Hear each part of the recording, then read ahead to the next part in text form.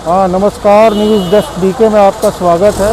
मैं हूँ प्रधानमंत्री नरेंद्र मोदी की प्रयागराज में हो रही रैली वाले स्थान पे। रैलियाँ हो रही हैं, यूपी चुनाव नज़दीक है। अब आप देख सकते हैं कि भीड़ कितनी ज़बरदस्त है। हर तरफ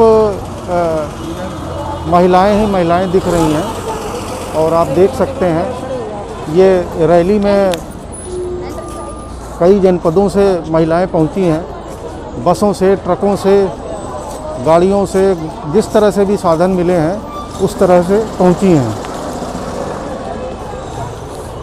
तो आप देख सकते हैं कि रैली स्थान से ये काफ़ी दूर है, लेकिन रैली स्थान से ये काफ़ी दूर है, लेकिन यहाँ पे आप देख सकते हैं भीड़।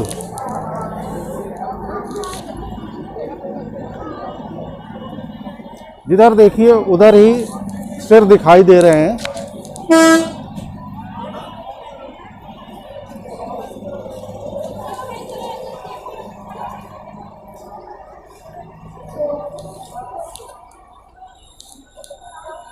अब सवाल ये उठता है कि रैलियां लोकतंत्र के लिए ज़रूरी हैं, किसी पार्टी विशेष के लिए, लेकिन देश में जिस तरीके का खतरा आ रहा है सामने ओमिक्रॉन वेरिएंट का, क्या हमारी सरकार इतनी सजग है कि चीज़ें बेहतर हो जाएंगी इन तरीके की रैलियां आयोजित करने से?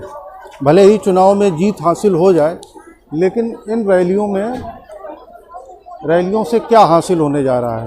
हम एक तरह से नए वेरिएंट ओमिक्रॉन को आमंत्रित कर रहे हैं।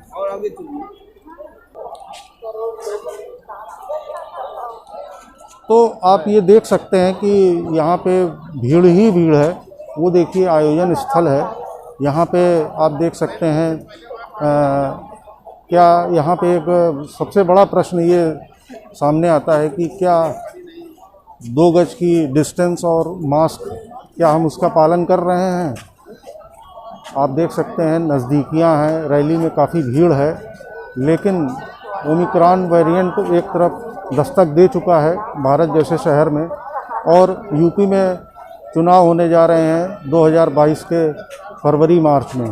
मैंने अमूमन देखा है कि हर रैली में इसी तरीके की भीड़ आ रही है, तो ये बड़ा चिंता का विषय है। इस पर राजनीतिक दल ध्यान नहीं दे रहे हैं, चाहे वो समाजवादी पार्टी की सरकार हो, समाजवादी पार्टी का रैली हो, या चाहे बीजेपी की।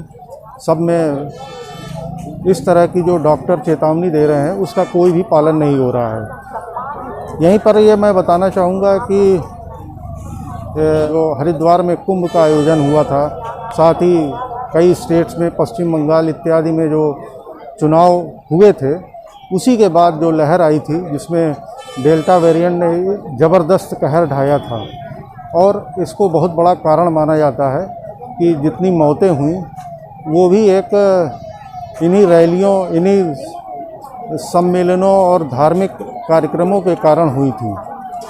तो ये एक सोचने वाली बात है। ऐसा एक्सपर्ट्स कह रहे हैं कि फरवरी में तीसरी लहर आना तय है। यानी चीज़ें अभी भी हमारे हाथ में नहीं हैं। अभी इस ओमिक्रॉन के विषय में कहा जा रहा है हल्के लक्षण हैं, लेकिन हल्के लक्षण हैं ये डॉक्टर बस केवल प्रेडिक्ट कर रहे हैं, लेकिन अब आगे कौन सा नया वेरिएंट बन जाएगा, ऐसा भी स्टडी आई है कि सुपर वायरस भी आ सकता है जो डेल्टा और ओमिक्रॉन मिल के बना सकते हैं, जो कि बहुत बड़ी विभीषिका ला सकते हैं। तो ऐसे में ये रैलियां कितनी कारगर हैं, कितनी सही हैं, इस पर सरकार को सोचना चाहिए। सरकार एक तरफ कहती है कि 2 गज की दूरी ज़रूरी है, मास्क है ज़रूरी, लेकिन यहाँ 2 गज की धज्जियाँ उड़ रही हैं। मास्क 5-10% पहने हैं, वो भी सही तरीके से नहीं। फिलहाल रैली में एक नया व्यू है, प्रधानमंत्री जी आने वाले हैं, तो अब देखते हैं उनका क्या कहना है।